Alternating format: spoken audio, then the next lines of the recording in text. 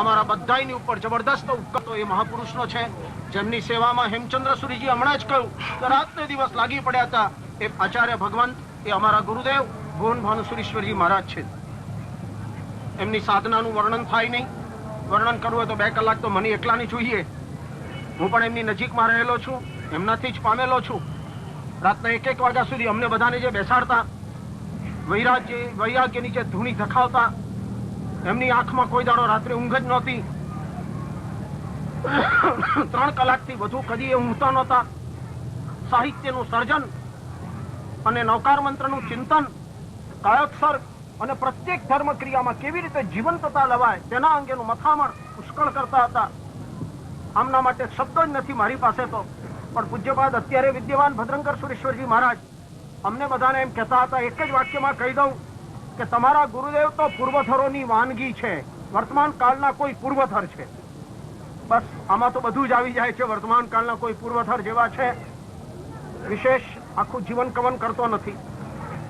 હેમચંદ્ર સુરીજીએ કહ્યું એ પ્રમાણે ગુરુદેવના આશીર્વાદ લઈને મુંબઈ ગયા અને 50 જુવાન સાધુઓને ધડાધડ જુવાનિયાઓને દીક્ષા આપી અને અત્યારે ફાલ મોટો 200 સાધુઓનો તૈયાર કર્યો. આ કોઈ ખાવાના ખેલ નથી. અહીંયા બેઠેલા બધા સાધુઓને પૂછો કે ચેલા બનાવવા માટે કેટલી મહેનત કરો છો, આમ તો ચેલો થતો નથી. જેને તેને મૂંડી નાખવાનું પછી છેવટે મન થઈ જાય છે.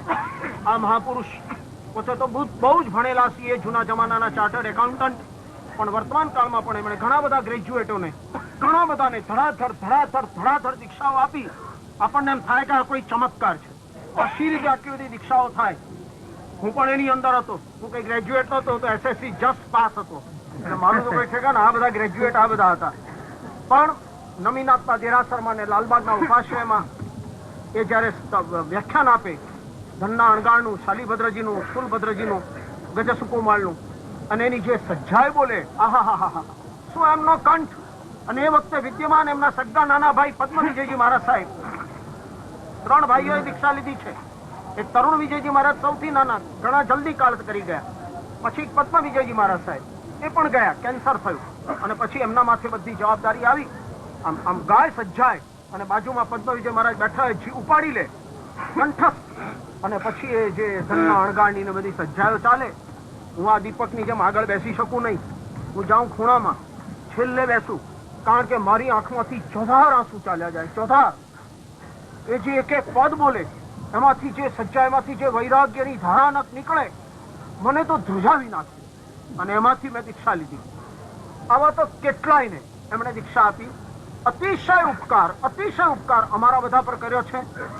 મારે તો અત્યારે અમારા બધા ભાઈઓને જ કેવું છે, કામ મોટા હાથ કરીને બેઠા છે અને કે છે હું હવે તમને આશીર્વાદની વર્ષા દેવલોકમાંથી વરસાવું છું. પણ અમારા હૃદયમાં જીનાજ્ઞા આપને જે રીતે હતી, કટ્ટર આપ જીનાજ્ઞાના પાલક હતા. કટ્ટર એટલે પાઠ પણ ખસેડાય, અને જો ભૂલમાં નીચે સાધુએ ઓઘો ન ફેરવ્યો તો ધડ કરતી બૂમ પાડતા હતા, એ ઓઘો તો ફેરવ, કોઈ જીવ મરી જાય.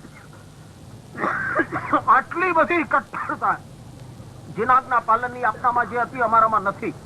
એ ગુરુદેવ, આપ દેવલોકમાં ગયા છો તો ત્યાંથી અમને સહાય કરો.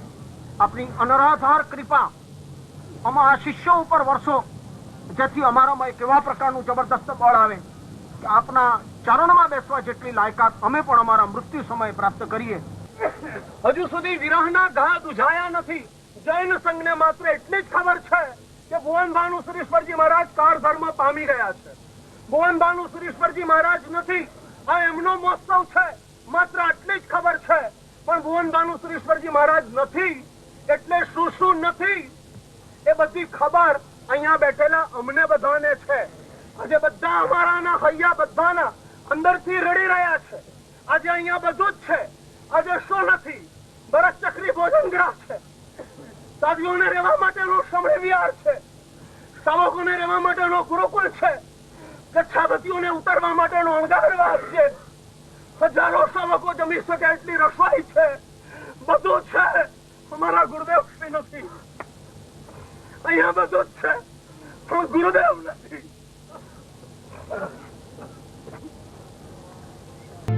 ક્યાં જઈને વસવાટ કર્યું ગુરુ, ક્યાં જઈ દર્શન પામું, ક્યાં ગોતું સરનામું. જઈને કોઈ દિવ્યલોકમાં એટલું કહીને આવે,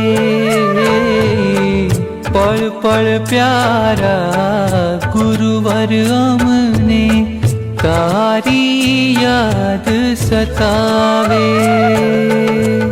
આવની પર કરી અંધારા, આવની પર કરી અંધારા, અસ્ત થયું કામવાનું, ક્યાં ગોતું સરનામું.